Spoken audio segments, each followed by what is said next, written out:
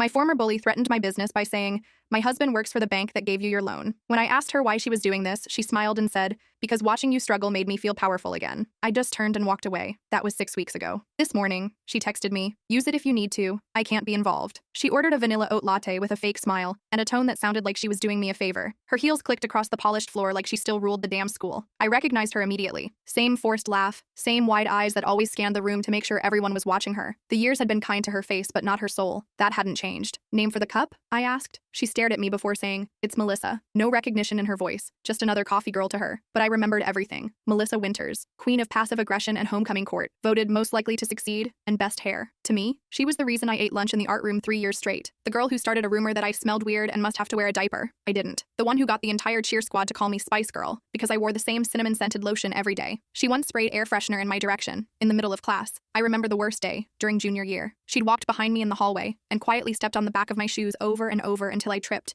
and broke my 2 front teeth. There was blood everywhere and the whole hallway laughed. She didn't even say sorry, just, "You should tie those better." That day, I locked myself in the bathroom and cried until my last class ended, then walked home so no one would see. It cost my family a fortune to get them fixed. And now here she was, at my shop. I smiled politely, coming right up. She sat at a corner table, typing something on her phone with the intensity of someone pretending they had more important things to do. I looked around. The morning rush had died down. There were maybe 7 other people in the shop, a few laptops, a couple on a date, one guy scrolling TikTok, and a pretty girl on her phone in the back. All eyes drifted lazily to the counter now and then. I grabbed a cup, and instead of Melissa, I wrote BULLY in block letters. I steamed the milk slowly, with intention. When her drink was done, I set it gently on the pickup bar. "Vanilla oat latte for bully?" I called, just loud enough. Heads turned. A few confused looks. One girl snorted into her muffin. Melissa stood up, confused. "What did you say?" I kept a straight face. "Vanilla oat latte for bully." She hesitated, walked up, saw the cup. Her face dropped. "You're kidding," she said, quiet, just to me. I looked her dead in the eyes. "Sorry, that's what I heard." She opened her mouth, closed it, and looked around. The guy on TikTok definitely started recording. Melissa grabbed the cup and walked out quickly, cheeks burning. I watched her go,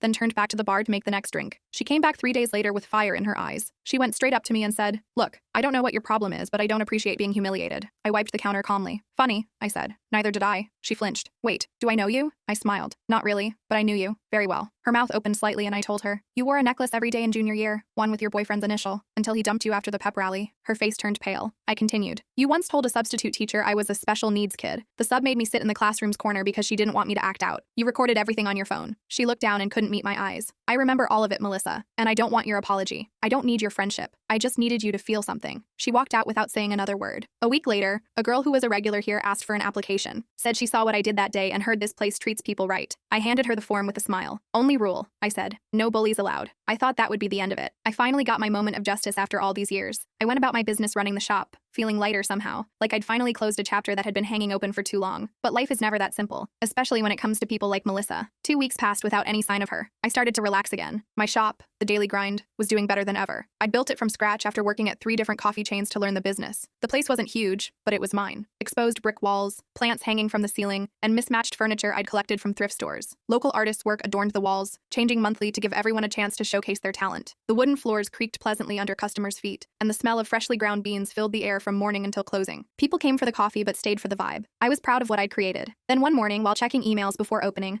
I noticed a new review on our Google page. 1 star. The review claimed they found a bug in their coffee and that the staff was rude. It was signed MW. I knew immediately who it was. Melissa Winters. My stomach clenched as I read the detailed description of how supposedly unhygienic my shop was. I deleted the review and blocked the account, but 3 more appeared the next day from different accounts. All 1 star. All with similar complaints about dirty conditions and terrible service. I tried not to let it bother me. Bad reviews happen to every business. But then I noticed a drop in customers. Not dramatic, but enough to notice. The morning rush was lighter, the lunch crowd thinner. The tip jar that usually filled up by noon was barely half full by closing. I asked a regular Tim if he knew what was happening. He was a freelance writer who came in every day at 9 a.m. sharp for a double espresso and stayed until lunch. "Haven't you seen the posts?" he asked, showing me his phone. There was a local Facebook group for our neighborhood. Someone had started a thread about my coffee shop, claims of poor hygiene, rude service, and even one person saying they got sick after drinking our coffee. The original poster was anonymous, but the comments were filled with people I'd never seen in my shop before. Some even claimed to have photos of dirty conditions, though the pictures were clearly from some other establishment. embarrassment. I felt sick to my stomach. This was my livelihood. I'd put everything I had into this place. I took out loans I was still paying off. I worked 16-hour days for the first year, sleeping on a cot in the back room because I couldn't afford both rent and the shop lease. My hands were perpetually dry and cracked from washing dishes and cleaning equipment. And now someone was trying to destroy it all with lies. I knew it had to be Melissa. The timing was too perfect. I just couldn't prove it. I posted a response on the thread, inviting anyone with concerns to come speak to me directly. I offered free coffee to anyone who'd had a bad experience. Most of the commenters never showed up, which confirmed my suspicions they weren't real customers. The few who did come in seemed surprised by how clean and welcoming the place actually was. The next day, I was wiping down tables when the bell above the door jingled. I looked up to see Melissa walking in with 3 women I didn't recognize. They were all dressed in business casual designer bags on their arms, perfect makeup and not a hair out of place. They sat at the largest table and didn't order anything, just watched me work while whispering to each other and occasionally laughing behind manicured hands. I approached them with my customer service smile, the one I'd perfected over years of dealing with difficult people. "Can I get you ladies anything?" I asked, notepad in hand. Melissa looked up at me with a smirk. "Just checking out the place. I've heard such interesting things." Her friends giggled like we were still in elevated school. One of them looked around with exaggerated disgust,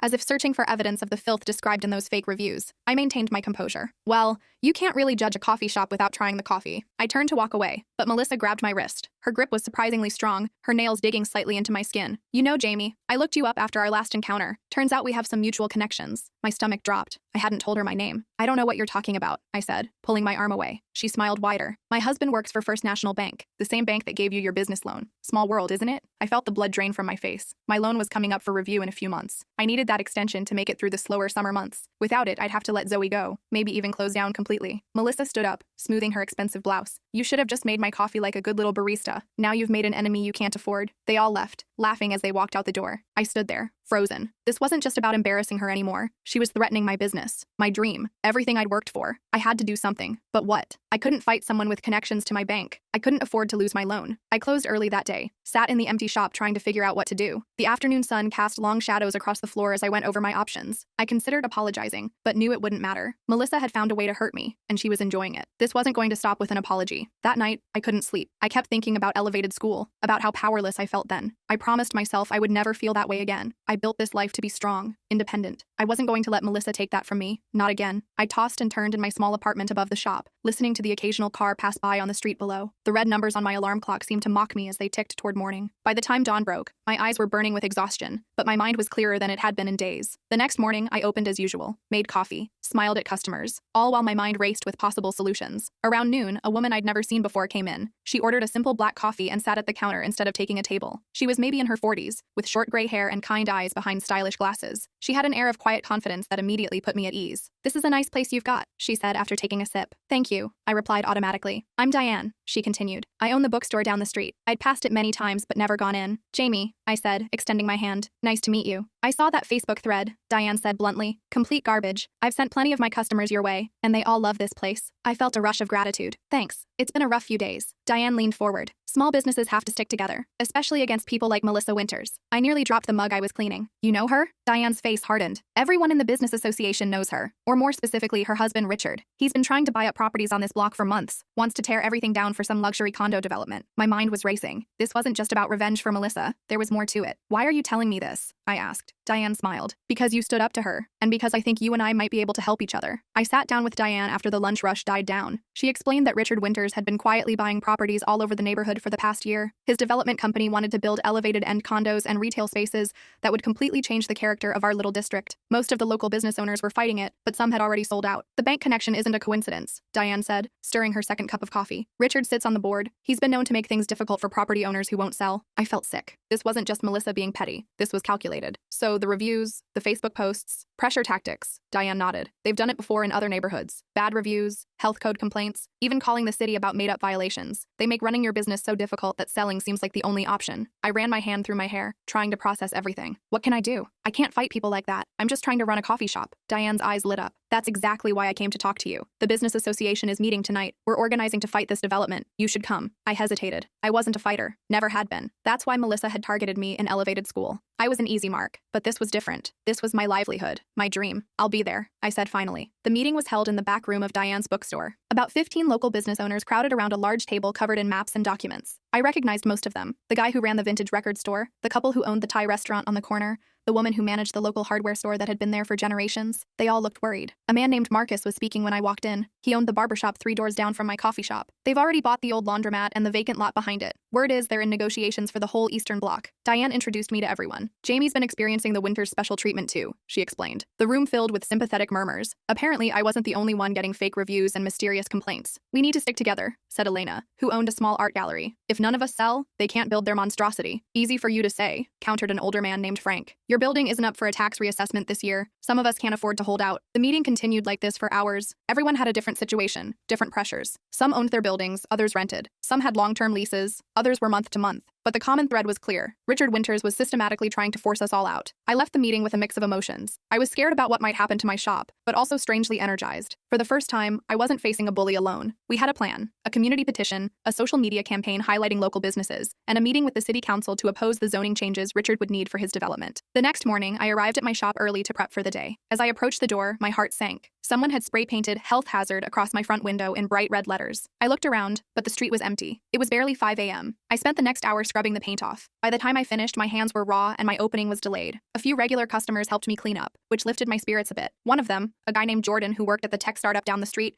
took photos of the vandalism before we removed it. For evidence, he said. This is harassment. I nodded, but didn't really think the police would care about some graffiti. Still, I filed a report online, not expecting much to come of it. The next few days were tense. I jumped at every customer who came through the door, half expecting to see Melissa or her friends. I checked my online reviews obsessively, flagging the fake ones as fast as they appeared. I was exhausted and paranoid. Then, on Thursday morning, a man in a suit entered the shop. He wasn't one of my regulars. He ordered a simple black coffee and then handed me a business card. Richard Winters, it read. Winters Development Group. My hands shook as I made his coffee. Melissa's husband, the man trying to destroy my business. He was younger than I expected, maybe mid-30s, with the confident air of someone used to getting his way. He was handsome in that generic, privileged way. Good haircut, expensive watch, perfect teeth. Nice place you've got here, he said, looking around with calculated interest. Very quaint. I set his coffee on the counter harder than necessary, some of it sloshing over the rim. What do you want? He smiled, not bothered by my rudeness. Direct. I like that. He took a sip of coffee. Actually, this is quite good. Melissa said it was terrible, but she's not really a coffee person. I crossed my arms, waiting. Richard set down his cup. I'll get to the point. I'm interested in buying this building. I'm prepared to make a very generous offer to the owner. I'm the owner, I said flatly. His eyebrows raised slightly, the only indication of surprise. Well, that makes things simpler. I'm prepared to offer you 20% above market value. Cash deal. Quick closing. I almost laughed. I'm not selling. Richard's smile didn't waver. I understand your attachment to the place, but be realistic. This neighborhood is changing. Our development will bring in higher-end clientele. Property values will increase. Rents will go up. Can your little coffee shop really compete with a Starbucks or a Blue Bottle? We've been doing fine so far, I said, though my voice lacked conviction. The truth was, business had been slower since the fake reviews started. I was already dipping into my savings to make payroll. Richard nodded as if he could read my thoughts. Think about it. This is a good offer. It won't be on the table forever. He slid a folder across the counter. My card's inside. Call me when you're ready to discuss details. After he left, I opened the folder. The offer was substantial, enough to pay off my loans and still have a decent amount left over. I could start over somewhere else, maybe in a neighborhood with cheaper rent. For a moment, I considered it. Then I remembered elevated school, how I'd let Melissa push me around, how I'd hidden instead of standing up for myself, how I'd spent years feeling ashamed for being a victim. I closed the folder and shoved it under the counter. That evening, I called Diane to tell her about Richard's visit. She wasn't surprised. He's been making the rounds, offered Elena double what her gallery is worth. Is she taking it? I asked, dreading the answer. No, Diane said firmly. None of us are. That's what we decided at the meeting. We stand together or we all fall. I felt a surge of relief. What's our next move? Community meeting tomorrow night at the community center. The whole neighborhood, not just business owners. We need to show the city council that people care about keeping this area the way it is. I promised to be there and to bring as many of my customers as I could. I spent the next day handing out flyers with every coffee I served,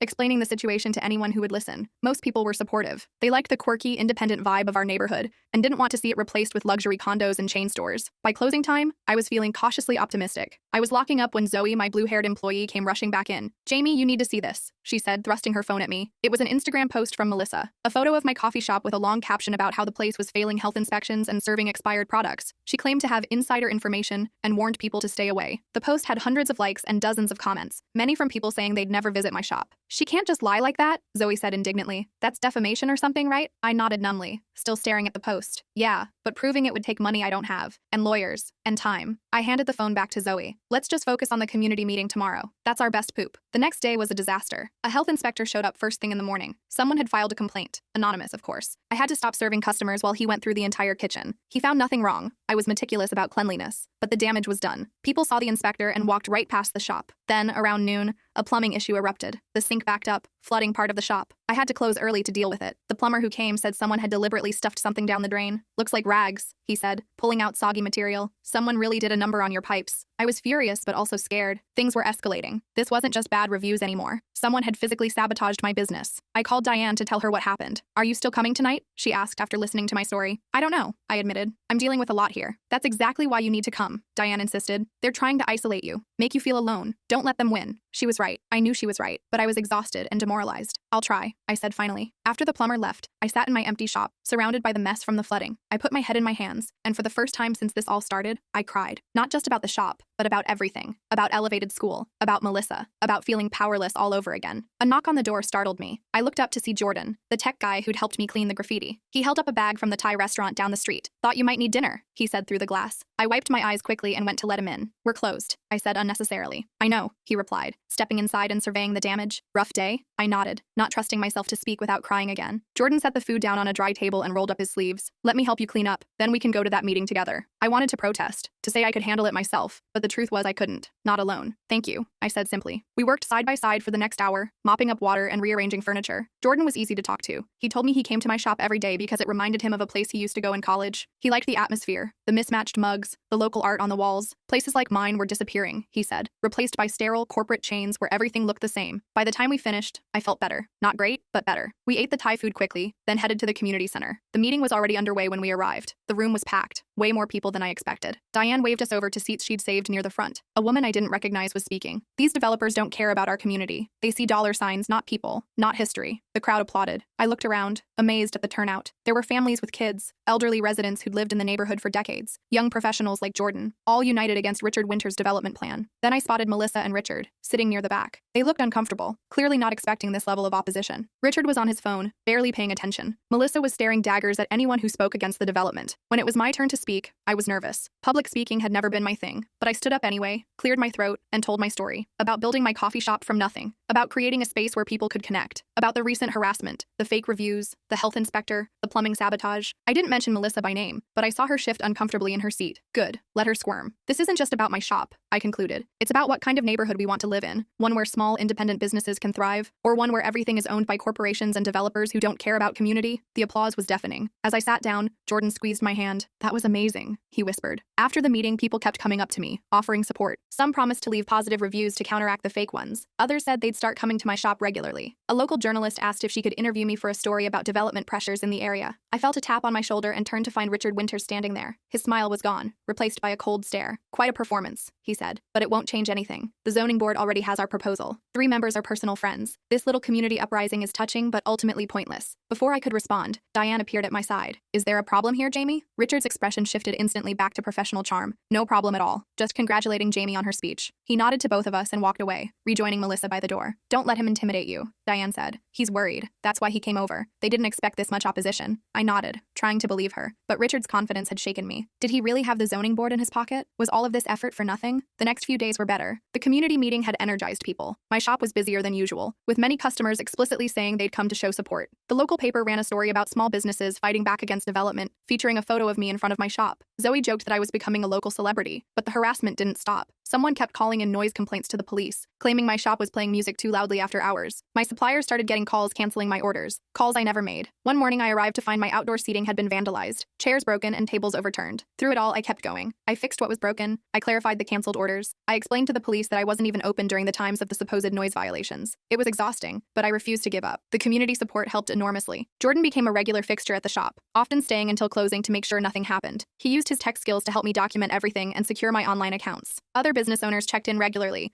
sharing their own experiences and strategies. Then, about a week after the community meeting, Zoe came rushing into the shop during her day off. Jamie, you need to see this, she said, pulling up a video on her phone. It was from TikTok, the same guy who had recorded Melissa's reaction to the bully cup that first day. He'd compiled that footage with new videos of people supporting my shop, talking about the development fight, and showing the vandalism. The caption read, "Local bully tries to shut down coffee shop, neighborhood fights back." It had thousands of views and supportive comments. It's going viral, Zoe said excitedly. People are sharing it everywhere. I watched the video again, amazed. The story was resonating resonating with people far beyond our neighborhood. Many commenters shared similar experiences with developers in their own communities. Others recognized Melissa from Elevated School and had their own stories about her bullying. That afternoon, my phone rang. It was a number I didn't recognize. I almost didn't answer, thinking it might be another harassment call, but something made me pick up. "Is this Jamie from the Daily Grind?" a woman's voice asked. "Yes, it is," I replied cautiously. "This is Amanda Chen from the City Council. I saw that video about your situation. I'd like to meet with you and some of the other business owners affected by the Winters development proposal." I nearly dropped the phone. A City Council member had seen the video. This was bigger than I thought. "Of course," I managed to say. "When would you like to meet?" We arranged a meeting for the following day at Diane's bookstore. I immediately called Diane to tell her the news. She was ecstatic. "This is exactly what we needed. Amanda Chen is one of the swing votes on the council. If we can get her on our side, we might actually stop this thing." The meeting with Councilwoman Chen went better than I could have hoped. She listened carefully as each business owner shared their experiences with Richard's pressure tactics. She took notes and asked thoughtful questions. She seemed genuinely concerned about preserving the character of the neighborhood. "The council votes on this zoning change next week," she said as the meeting concluded. "I can't promise anything, but I'll bring these concerns to my colleagues. This kind of business intimidation is unacceptable, regardless of how we vote on the development itself." As we were leaving, she pulled me aside. "That video was powerful. Personal stories matter. Would you be willing to speak at the council meeting? Put a face to this issue?" The old me would have said no immediately. Public speaking at a community meeting was one thing. Addressing the city council was another level entirely, but I wasn't the old me anymore. "Yes," I said. "I'll be there." The next few days passed in a blur of preparation. Diane helped me draft my statement. Jordan researched the zoning laws so I could speak knowledgeably about the technical aspects. Elena from the art gallery designed posters for a rally before the council meeting. The whole neighborhood seemed to be rallying around our cause. Then, 2 days before the council vote, Richard Winters came to my shop again. This time, he wasn't alone. Melissa was with him, along with a man in an expensive suit I didn't recognize. "Jamie," Richard said smoothly, "I'd like to introduce you to David Keller. He's the regional manager for Sunrise Coffee Company." I froze. Sunrise was a rapidly expanding chain that was trying to compete with Starbucks. They were known for moving into trendy neighborhoods and pushing out independent coffee shops. David extended his hand. "Nice to meet you. Richard has told me a lot about your operation here." I shook his hand automatically, my mind racing. What was this about?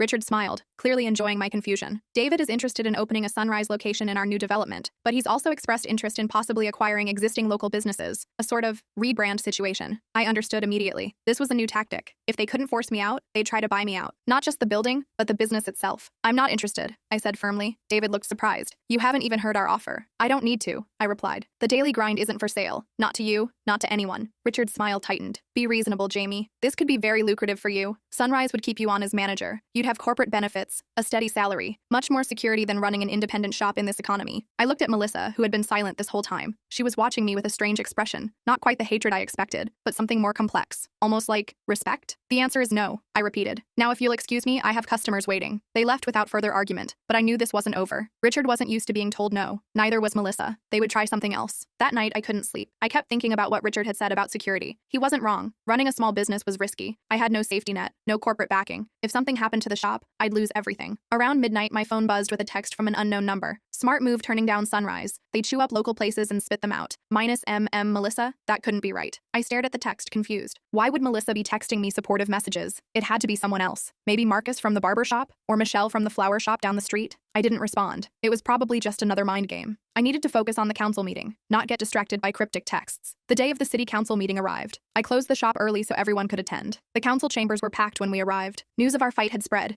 and people from all over the city had come to show support. I spotted Richard and Melissa near the front, surrounded by people in business attire, lawyers and consultants probably. The meeting began with technical presentations about the development. Richard's team showed glossy renderings of modern buildings with rooftop gardens and pedestrian plazas. They talked about increased tax revenue and job creation. It all looked very impressive and professional compared to our grassroots opposition. Then it was our turn. Diane spoke first, presenting our petition with over 2,000 signatures. Other business owners followed, each telling their personal stories of harassment and intimidation. The mood in the room shifted as these testimonies accumulated. Even some council members who had seemed supportive of the development at the beginning were now frowning and asking pointed questions. Finally, it was my turn. I walked to the podium, my heart pounding. The room was silent as I adjusted the microphone. I looked out at the sea of faces, neighbors, customers, fellow business owners. Then my eyes landed on Melissa. She was watching me intently, her expression unreadable. I took a deep breath and began my prepared statement. I talked about building my business from nothing, about creating a community space where people connected, about the harassment I'd experienced since refusing to sell. Then I went off script. "This isn't just about zoning or property values," I said. "It's about power, about whether we let people with money and connections dictate what our community looks like. I've dealt with bullies before. In Elevated School, I let them win. I stayed quiet. I hid. I'm not doing that anymore." I looked directly at Melissa as I said this. To my surprise, she didn't look away. "Our neighborhood isn't perfect. It could use some improvements, but those should come from within the community, not imposed by outside developers who see us as as nothing but a profit opportunity. The room erupted in applause when I finished. As I returned to my seat, Jordan squeezed my hand. That was incredible, he whispered. The council members asked questions for another hour, then announced they would deliberate and vote at their next meeting in 2 days. It wasn't the immediate victory we'd hoped for, but it wasn't a defeat either. We'd made our case strongly. Now we had to wait. As people filed out of the chambers,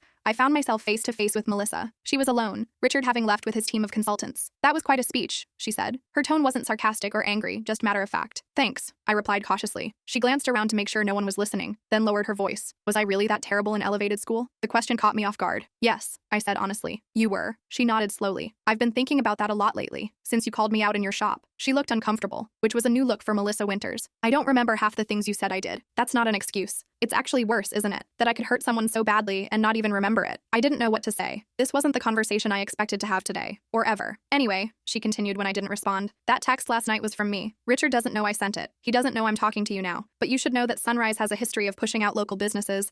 They promise to keep the original owners on, but they always find a reason to let them go within a year. Why are you telling me this? I asked, suspicious. Melissa looked around again, then met my eyes. Because I'm starting to think I married Richard for the same reason I was a bully in elevated school. It made me feel powerful to be with someone who could crush others. But lately, she trailed off, then straightened her shoulders. Just be careful. Richard doesn't like to lose. Before I could respond, she walked away, her heels clicking on the marble floor of the council chambers. I stood there, stunned. Was this another manipulation? Or was Melissa Winters actually developing a conscience after all these years? I didn't have time to dwell on it. The next 2 days were crucial. We needed to keep the pressure on the council members before their vote. We organized a letter-writing campaign, encouraged people to call their representatives, and planned a rally for the morning of the vote. The night before the final council meeting, I stayed late at the shop, going over my notes for a possible follow-up statement. Jordan had stayed to help, as he often did these days. We'd grown closer through this whole ordeal. He was smart, kind, and surprisingly funny once you got past his initial shyness. In another situation, I might have considered it the beginning of something more than friendship. But right now, my focus had to be on saving my business. Do you think we have a chance? I asked him as we locked up. He considered the question seriously. I think so. The council seemed genuinely concerned about the tactics Richard's been using, and the community support has been amazing. I nodded, trying to believe it. I just keep waiting for Richard to pull some last-minute trick. He doesn't seem like the type to accept defeat gracefully. Whatever happens, you've already won in a way, Jordan said. You stood up to them. You didn't let them intimidate you into selling. That counts for something. I smiled, grateful for his optimism. Thanks for sticking with me through all this. I couldn't have done it alone. He shrugged, suddenly shy again. That's what friends do. We said goodnight, and I headed up to my apartment above the shop. As I climbed the stairs, I felt a strange sense of peace. Jordan was right. Whatever happened tomorrow, I'd stood my ground. I hadn't let Melissa or Richard bully me into submission. The scared girl from elevated school would be proud. I was just getting ready for bed when my phone buzzed with another text from Melissa's number. Check your email, now. Curious and a little alarmed, I opened my email. There was a new message from an address I didn't recognize. The subject line read simply, Council Vote. I opened it and found a forwarded email chain between Richard and 2 council members,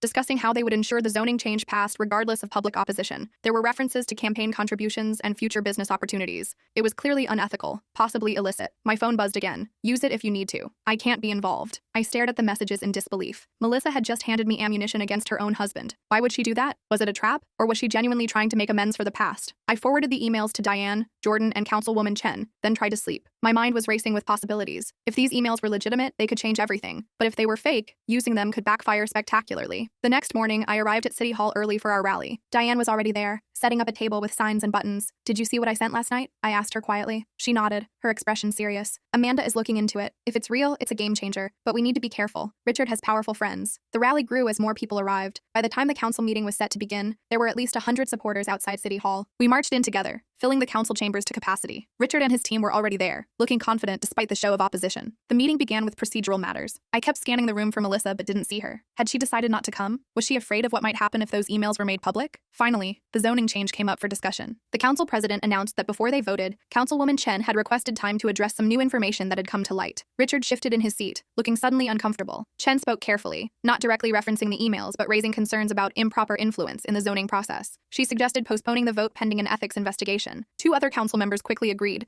looking pointedly at their colleagues implicated in the emails. Richard stood up, his face flushed with anger. This is ridiculous. We've followed every procedure to the letter. These delay tactics are just an attempt to unalive a project that would benefit the entire city. The council president called for order. After a brief discussion, they voted 5-2 to postpone the decision and refer the matter to the ethics committee. It wasn't a definitive victory, but it was a significant setback for Richard's plans. As the meeting adjourned, I finally spotted Melissa standing at the back of the room. Our eyes met briefly before she turned and walked out. I wanted to follow her, to ask why she'd helped us, but the moment was lost in the crowd of celebrating support reporters surrounding me. Outside City Hall, Diane pulled me into a hug. We did it, at least for now. The ethics investigation will take months, and by then we'll have had time to organize even more opposition. I smiled, relieved but also strangely unsettled. I still can't believe Melissa sent those emails. It doesn't make sense. People are complicated, Diane said wisely. Maybe seeing you stand up to her made her rethink some things. Or maybe she and Richard are having problems. Either way, we got lucky. The celebration continued at my coffee shop, which I opened specially for the occasion, despite it being my day off. The place was packed with supporters, everyone talking excitedly about the council meeting and what would happen next. Jordan helped me serve coffee and pastries, both of us grinning like we'd won the lottery. Around sunset, as the crowd was thinning, the bell above the door jingled. I looked up to see Melissa standing there alone. The shop went quiet as people recognized her. She looked uncomfortable but determined as she walked up to the counter. "Can we talk?" she asked quietly. "Alone?" I hesitated, then nodded. "Let's go upstairs." I led her to my small apartment above the shop, aware of the curious eyes following us. Once we were alone, Melissa seemed at a loss for words. She wandered around my living room, looking at the photos on the walls, the books on my shelves. Finally, she turned to face me. "Richard's furious," she said. "He knows someone leaked those emails. He doesn't suspect me yet, but he will eventually." "Why did you do it?" I asked. "He's your husband," she sighed, sitting down on my couch without waiting for an invitation. "It's complicated. When I met Richard, I was impressed by his confidence, his ambition. He reminded me of who I was in elevated school, someone who knew what they wanted and took it. But lately, I've been seeing another side of him, the way he treats people who get in his way. Like me," I said. She nodded. "Like you, and others. He's not just aggressive in business. He's cruel. He enjoys watching people squirm." She looked down at her hands. It reminded me of things I did in elevated school, things I've tried to forget. I sat down across from her, still wary but also curious. "So this is what? Your redemption arc?" She laughed, a genuine sound I'd never heard from her before. "I don't think one good deed makes up for years of being awful, but it's a start maybe." She met my eyes. "I'm sorry, Jamie. For elevated school, for what Richard and I have been doing to your business. All of it." I didn't know what to say. I'd imagined confronting Melissa many times over the years, but never like this. Never with her apologizing. "What happens now?" I asked finally. She stood up, smoothing her skirt. "I don't know. Richard won't give up on the development. It's too important to him. But the ethics investigation will slow things down. You've bought some time. And what about you? Won't he be suspicious if you suddenly switch sides?" Melissa smiled sadly. "I'm not switching sides. Not publicly, anyway. As far as Richard knows, I'm still 100% behind him. It's safer that way." I walked her to the door, still trying to process this strange turn of events. As she was leaving, she turned back. "You know, I always thought you were weak in elevated school. That's why I picked on you. But you're not. You're actually one of the strongest people I've ever met." After she left, I stood in my doorway for a long time, thinking about how people can surprise you. How the girl who made my life heck could end up being an unlikely ally. How sometimes standing up for yourself can change not just your own story, but someone else's too. I went back downstairs to find Jordan waiting for me. "Everything okay?" he asked, concern evident in his voice. I smiled, feeling lighter than I had in weeks. "Yeah, I think it might be." The fight wasn't over. Richard would regroup,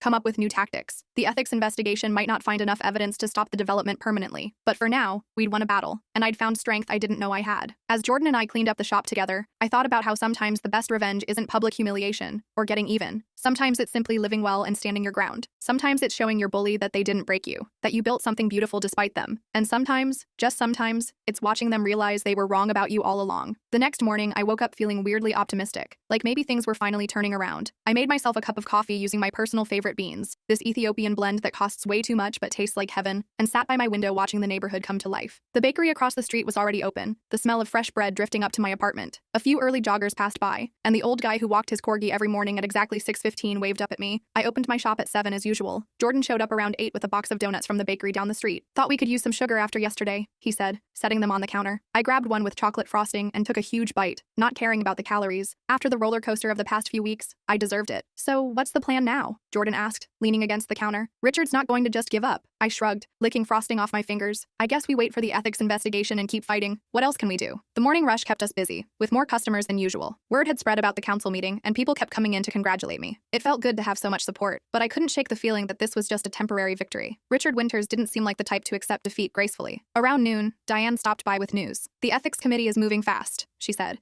accepting the coffee I handed her. "Apparently, those emails weren't the only questionable things Richard's been up to. Once they started digging, they found a pattern. That's good, right?" I asked. "Very good," Diane nodded. "But Richard knows he's in trouble. He's been calling council members all morning, trying to do damage control." I thought about Melissa's warning. Richard wouldn't give up easily. What should we expect? Diane sipped her coffee thoughtfully. "Hard to say. He might try to fast-track the development before the investigation concludes, or he might come after us individually, try to find dirt or create problems." Great. Just what I needed. More problems. I'd barely kept my head above water with all the harassment so far, but I wasn't about to back down now. The rest of the day passed uneventfully. I kept waiting for something bad to happen. More fake reviews, another health inspection, maybe even more vandalism, but nothing did. It was almost more stressful waiting for the other shoe to drop than dealing with actual problems. problems. Jordan stayed until closing again. We'd fallen into a comfortable routine over the past few weeks. Him helping me close up, sometimes grabbing dinner after. Nothing romantic had happened, but I'd be lying if I said I hadn't thought about it. He was cute in that nerdy way, with his glasses and slightly too long hair that fell into his eyes when he concentrated. Plus, he'd stuck by me through all this drama when he barely knew me. That said a lot about his character. Want to grab food? He asked as I locked the front door. There's a new Thai place that opened on Maple Street. I was about to say yes when my phone buzzed. A text from Melissa. Richard's planning something. Be careful. I showed Jordan the text. His face grew serious. Maybe we should stay here tonight. Make sure nothing happens to the shop. Part of me wanted to dismiss Melissa's warning. Maybe this was all some elaborate game she was playing. But the emails she'd sent had been real enough. And what did she have to gain by helping me now? You don't have to stay, I told Jordan. This isn't your fight. He gave me a look that made my heart do a little flip. Of course it's my fight. This neighborhood matters to me too. And he hesitated, suddenly looking shy. You matter to me. We ordered pizza instead of going out and set up a little stakeout in my shop. Jordan brought his laptop and set up a makeshift security system using the shop's webcam and some app he'd created. It'll send alerts to our phones if there's any movement outside, he explained. I was impressed. Tech stuff was definitely not my forte. We sat at a table by the window, eating pizza and watching the occasional car drive by. It was kind of nice, actually. Peaceful. For a few hours, I almost forgot about Richard and his development plans and all the stress of the past weeks. Around midnight, Jordan's phone pinged. He checked the alert, then pointed outside. Someone's out there. I peered through the darkness. A figure was moving around the side of my building,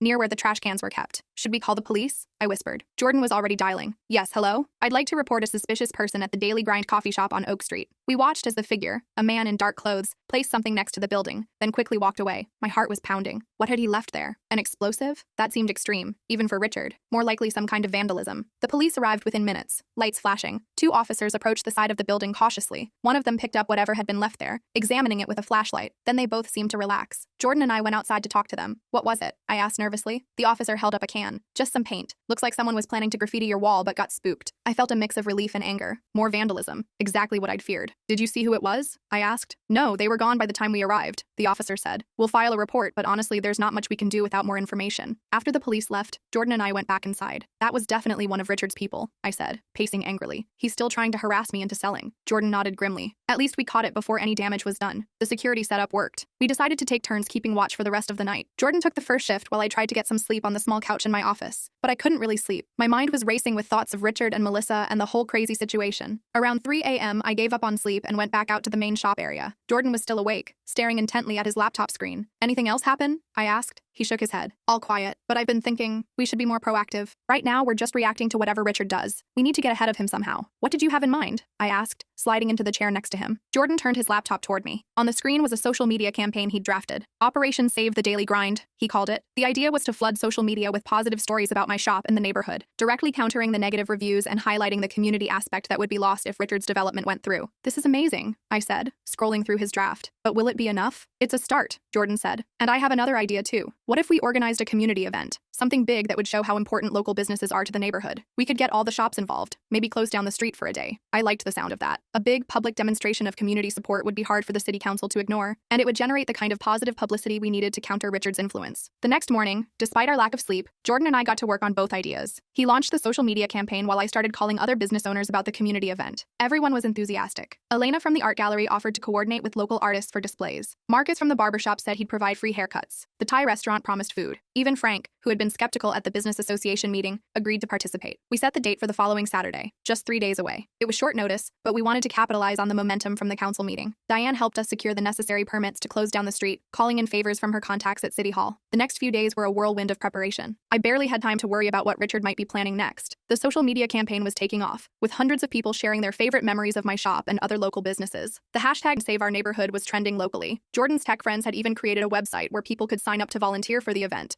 or donate to help cover costs. On Friday afternoon, as I was making a list of supplies we'd need for the next day, the bell above my door jingled. I looked up to see Melissa walking in. She was alone again, dressed more casually than usual in jeans and a simple blouse. She looked tired. Hi, she said awkwardly. I heard about your event tomorrow. It's all over social media. I nodded, not sure what to say. Our last conversation had been so strange, and I still wasn't entirely sure I trusted her. Are you here to warn me about something else Richard is planning? She shook her head. Actually, I'm here because... She took a deep breath. I want to help. I must have looked as shocked as I felt because she quickly added, I know, it's weird, but I meant what I said about wanting to make amends, and I think what you're doing is important. I studied her face, looking for signs of deception, but all I saw was sincerity and maybe a hint of nervousness. What about Richard? Won't he be suspicious suspicious if you're suddenly helping his opposition? Richard and I are." She paused, choosing her words carefully, taking some time apart. "After I saw those emails, I confronted him about his business practices. We had a big fight. I'm staying with my sister for now." This was getting more complicated by the minute. "I appreciate the offer, Melissa, but I'm not sure it's a good idea. People here know who you are, what you've been involved in." She nodded, understanding. "I know. I don't expect to be welcomed with open arms, but I have skills that could help. I used to work in event planning before I married Richard, and I know how he thinks, which could be useful." I considered her offer. Having Melissa on our side could indeed be valuable, especially if she really did know Richard's playbook. But could I trust her? The emails she'd leaked seemed genuine, and her warning about the vandalism had proven accurate. Still, this was the woman who had tormented me in elevated school, and then helped her husband try to destroy my business. "Let me think about it," I said finally, "and maybe talk to some of the others involved." She nodded, looking relieved that I hadn't immediately rejected her offer. "Fair enough. Here's my number if you decide you want my help." She wrote it on a napkin and slid it across the counter. "And Jamie, I really am sorry for everything." After she left, I called Diane and told her about Melissa's offer. "It could be a trap," Diane said immediately. "Richard might have put her up to this to sabotage the event." "That's what I thought too," I admitted. "But she seemed sincere, and she said she and Richard are separated now." "People lie," Diane reminded me, "especially people with something to gain." She was right, of course, but something in Melissa's demeanor had seemed genuine. The Melissa I knew in elevated school would never have apologized, never have admitted she was wrong. People can change, can't they? I decided to sleep on it. The next morning, the day of our big event, I woke up early and headed downstairs to start preparing. Jordan arrived shortly after, carrying boxes of printed materials and t-shirts with our hashtag. "I've been thinking about Melissa's offer," I told him as we set up. "What if we give her a chance? But keep her away from anything critical." Jordan looked skeptical. "Are you sure that's wise? She was helping Richard try to run you out of business just a few weeks ago." "I know," I sighed, "but she also leaked those emails that might save our neighborhood, and she warned us about the vandalism." I shrugged. "Maybe I'm being naive, but I want to believe people can change." After some discussion, we decided to call Melissa and offer her a limited role in the event, helping with setup and coordination, but nothing that could potentially sabotage the day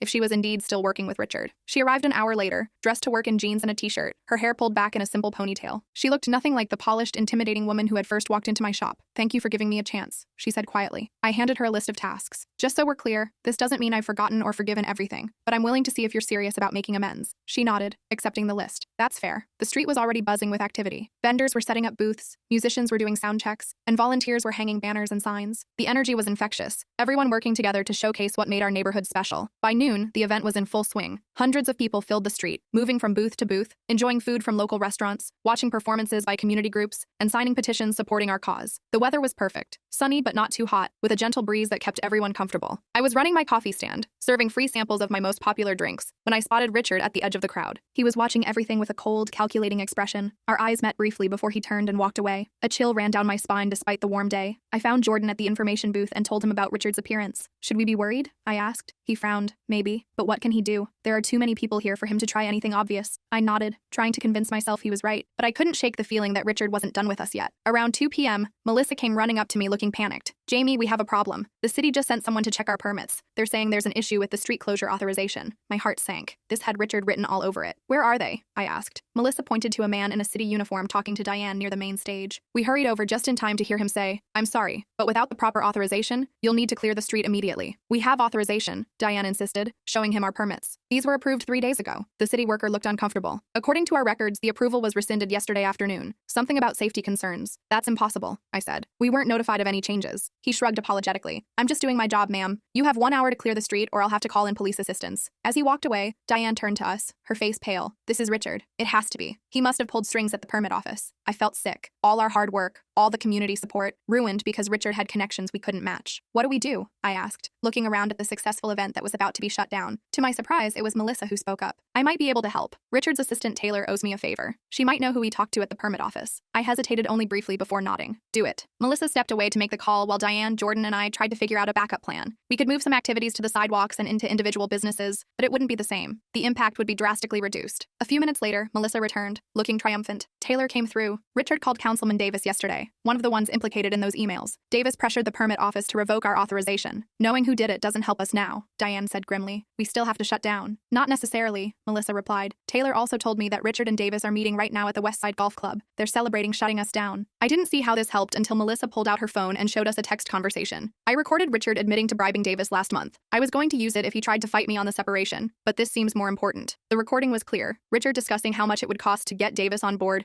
with the development plans. It was explicit evidence of exactly the kind of corruption the ethics committee was investigating. If we send this to Councilwoman Chen right now, she could use it to override Davis's interference with our permits, Melissa explained. And more importantly, it would be the smoking firearm for the ethics investigation. I looked at her in amazement. You'd really do that? Use evidence against your own husband? She met my gaze steadily. Ex-husband, soon enough. And yes, it's the right thing to do. We sent the recording to Chen immediately. While waiting for her response, we stalled the city worker, telling him we were working to resolve the permit issue. 30 tense minutes later, Chen herself showed up at our event. Your permits are valid, she announced. I've spoken to the department head personally, and I've also added this new evidence to the ethics investigation file. The relief was overwhelming. The event continued without further interruption. Even more successful now that word had spread about Richard's attempt to shut us down. People who hadn't planned to attend showed up specifically to support us against the corrupt developer, a nickname for Richard that was quickly spreading on social media. As the day went down, I found myself standing next to Melissa, watching children play in a bounce house that Marcus had somehow procured. Thank you, I said simply. You didn't have to help us like that. She smiled, a genuine smile that transformed her face. Actually, I did. Not just to make amends, but because it was the right thing to do. It took me way too long to figure that out. We stood in comfortable silence for a moment before she spoke again. I'm moving back to my hometown next month. Fresh start, away from Richard and all the toxic stuff we created together. I think that's a good idea, I said honestly. Everyone deserves a second chance. The event wrapped up around sunset. By all measures, it had been a huge success. Local news had covered it extensively, and the hashtag had gone viral beyond our wildest expectations. Best of all, several council members had attended and publicly expressed support for preserving the neighborhood's character. As Jordan and I were cleaning up the last of the coffee stand,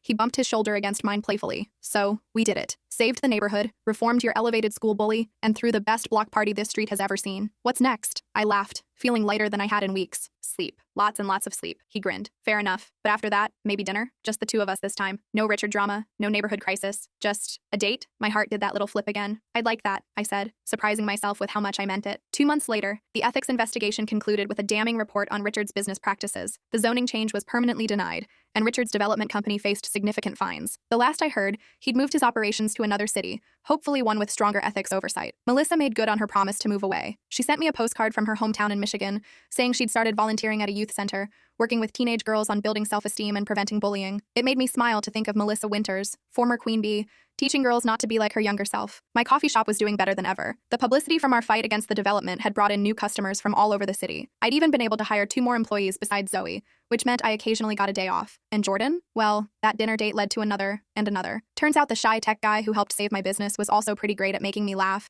and reminding me to take breaks when I worked too hard. He still came by to help close the shop most nights, but now he stayed for different reasons. One evening, as we sat on the small balcony outside my apartment, watching the neighborhood settle into twilight, Jordan asked, "Do you ever think about what would have happened if Melissa hadn't walked into your shop that day?" I considered the question. I'd probably still be serving coffee and avoiding elevated school reunions. My life would be quieter, that's for sure. But then we wouldn't have met, he pointed out. At least not like this. I leaned against his shoulder, thinking about all the twists and turns that had led us here. How Melissa's cruelty in elevated school had made me determined to create a safe, welcoming space in my coffee shop. How her reappearance had threatened that space but ultimately made it stronger. How standing up to her and Richard had shown me I wasn't that scared teenager anymore. I guess sometimes good things come from unexpected places, I said. The next morning, a new customer came into the shop. She looked nervous, clutching her purse tightly as she approached the counter. "Are you Jamie?" she asked hesitantly. I nodded, wondering what this was about. "I'm sorry to bother you," she continued, "but I read about what happened with your shop and the development. How you stood up to that bully from your past." She took a deep breath. "I'm dealing with something similar at work. My boss, she's making my life miserable. I was hoping you might have some advice." I smiled and gestured to the empty chair across from me. "I've got a few minutes before the morning rush. Let's talk." As I sat down with this stranger who was looking at me like I had all the answers, I realized something important. By standing up for myself and my business, I hadn't just saved my own dream. I'd become someone who could help others find their strength too. And maybe that was the best revenge of all. Not just surviving what Melissa had done to me, but thriving enough to help others do the same. The coffee shop was more than just my livelihood now. It was proof that standing your ground matters, that community matters, that you can face your past and come out stronger on the other side. I took a sip of my coffee, Ethiopian blend, still my favorite, and began to share what I'd learned about facing bullies and finding your voice. Outside, the neighborhood was coming to life, unchanged by Richard's development plans, but transformed nonetheless by the connections we'd all formed fighting to protect it. Some battles are worth fighting, even when they seem impossible to win. Sometimes the victory isn't in defeating your enemy, but in discovering your own strength along the way.